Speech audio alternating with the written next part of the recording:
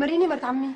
يا مو أنا اللبن المطبوخ عم بيطلع معي فارط، ما بعرف ليش عم بيطلع مبرغل برغلة. لتكوني ما عم تصفيه مرت عمي.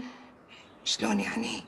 اللبن قبل ما ينحط على النار لازم يتصفى بالشاشية، حتى النشا لما بدك تحطيه فوقه بده يكون دايب على الأخير، وكمان يتصفى بالمنخلة، وطول ما انه على النار بدك تضلي عم تحركيه. والله عم ضل حركه.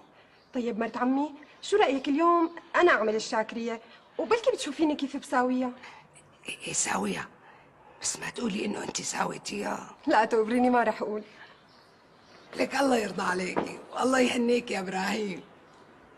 حكي امك مزبوط، 24 على 24 لك حسام. خلص انا من اليوم ورايح رح اعمل دفتر للدكانه، وقيد كل شيء بنشتغلوا عليه، واخر الجمعه بنقسمه علينا، شو رايك؟ وشلون بدك تقسمه اخي؟ رح نعتبر حالنا انا وياك اجيره بالدكان. شلون يعني؟ ما فهمت.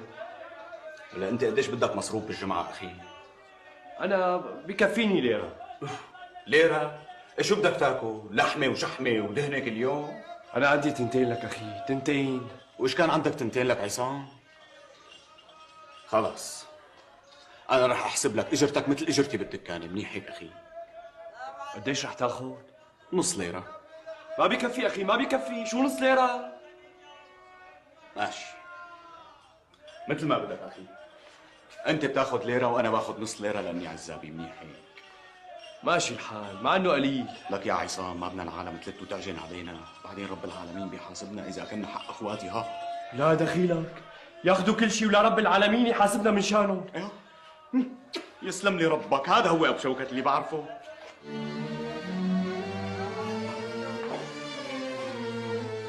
ابو حاتم وينه ما عم نشوفه؟ بدك شي منه عقيل؟ ما عم يبين علي لك بشين. يمكن مشغول بالقهوة. خير ان شاء الله. الله يجعلك بخير. ايه بشين؟ مور عقيل. بيت البوابيري مهرهر وتعبان، ويمكن يوقع فوق راس سكانه بعد اول مطره تنزل من عند رب العالمين. شو المطلوب مني عقيل؟ بدي اياك تتولى تصليحه من ساسه لراسه انت وابو قاسي. مشي. وشو بيكلف؟ هي صندوق الحاره تحت تصرفكم. مشي. وامتى حنبلش ابو بشير؟ من بكره باذن الله. اتكلنا على الله ونعم الاتكال. ابو بشير مور عقيل. ابقى مر على ابحاتي، شوف لنا شو قصته. على عيني وراسي. يلا السلام عليكم. وعليكم السلام ورحمه الله. مع السلامه.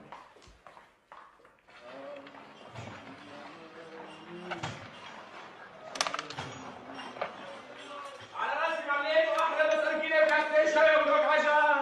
السلام عليكم. مرحبا بحاتم.